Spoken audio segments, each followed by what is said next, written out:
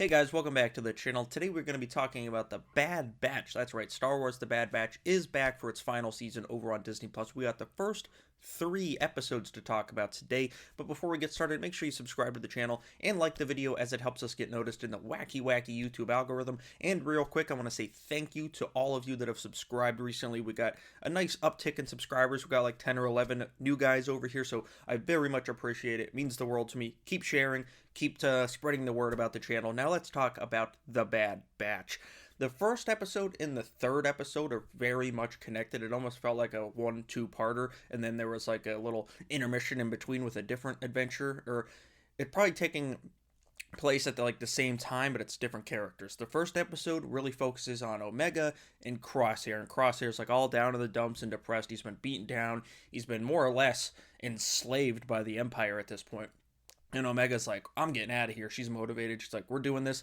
And she makes friends with a little beast. Now, for those of you who are new, I don't know all the technical names for all the creatures, so I'm going to call this thing a Rancor puppy. That's what I'm going to call it, the Rancor puppy. I think its name was Badger, Badger. Very cute, very cool creature design, and Omega kind of becomes friends with it, and that ties into the third episode, of course. But Omega, tries to escape, and then she gets caught, and then she kind of is down in the dumps a little bit. Crosshair's like, I told you, kid, there's no hope. And that's kind of like the basis for the first episode.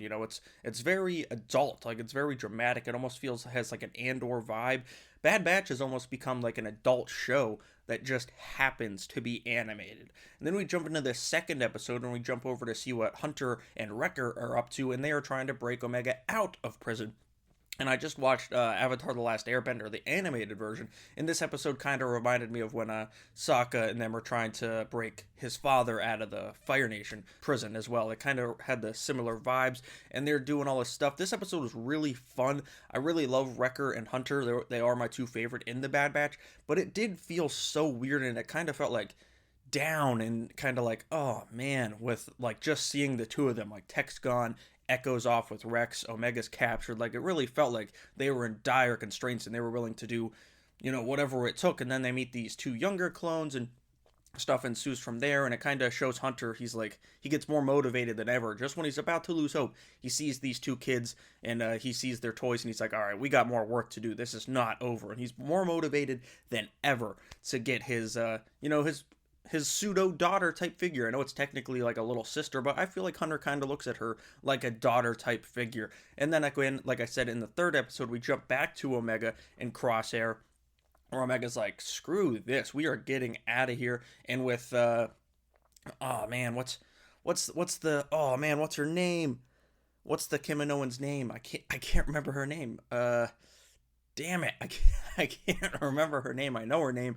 I'm just drawing a blank, so you can yell at me in the comments. But you know who I'm talking about, the big, tall Roger from American Dad, that alien. I can't remember her name for some reason.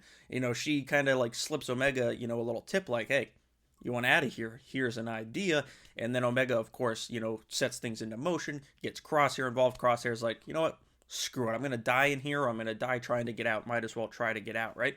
And then just chaos ensues, like it's a cat and mouse type of episode with the Empire chasing Omega and Crosshair around as they try to escape. The Emperor shows up and just, Ian McDermott's Emperor voice, man, it's so good. I know, mine's terrible, but you don't have to tell me that in the comments. It was so cool to see the Emperor, the Pantorian guards, every time they show up. I know they're just lackeys more or less, but they just look so cool and just kind of like send off this just menacing vibe, and I just freaking love it. The Emperor's my favorite character in all of Star Wars, only above Yoda, of course. And Omega and Crosshair end up successfully escaping with Badger. We get a cool scene in the woods, much cooler than the scene in the woods in Obi-Wan, that's for sure, with Omega and Crosshair kind of fighting off a whole squad of stormtroopers, and Badger shows up and starts helping them, and then they all end up escaping. Now, I feel like it might be revealed later on in the season that the older female clone helped them because it just felt like they got away a little too easy. So I feel like she's like a double agent at this point. Like, she wasn't at first, but knowing that she's not the only female clone, that Omega's out there too, I feel like she's helping them, and I feel like she is going to turn on the Empire, especially with how the one, like the leader of the prison, like the warden's talking to her. He's kind of being a douche, so I feel like she's going to end up turning and, possibly sacrificing herself to save Omega, or just joining her, and we'll see maybe her and Omega in like a Book of Boba Fett 2 or something like that. I'm not sure where these characters go after the show, but I really enjoyed these first 3 episodes. I do, like I said, I think this has become more like an adult drama that just happens to be animated. And it's funny because Bad Batch Season 1, I was not a huge fan of. I thought it was kind of lackluster. It had some high points for sure, with like Cad Bane, Fennec Shand, had some high points for sure, but it just didn't. It wasn't up to snuff for me after Clone Wars and Rebels. Then Season 2 was damn good. Season 2 had some awesome stuff in it. And now Season 3 so far, it's just so good, and it's retroactively going to make like the sequel trilogy better because they're exploring like Palpatine experimenting with clones and midichlorians. That's why they want Omega, and it's really cool stuff to see. I don't know how much better it's gonna make the sequel trilogy, but it is cool to see that they know they kind of fudged it up and they're trying to make it better retroactively. I really love these first 3 episodes. I'm gonna be doing reviews for all the Bad Batch episodes, not on Fridays. It'll either go up on Wednesday or Thursday, just with the 3 episodes. Very busy, just started a new job. I just didn't have time to get it out yesterday. So thank you all for watching this video. Let me know down in the comments below, did you watch Bad Batch or have you jumped off of this series? Let me know down in the comments below. Thank you all for watching. I'll see you guys right here next time.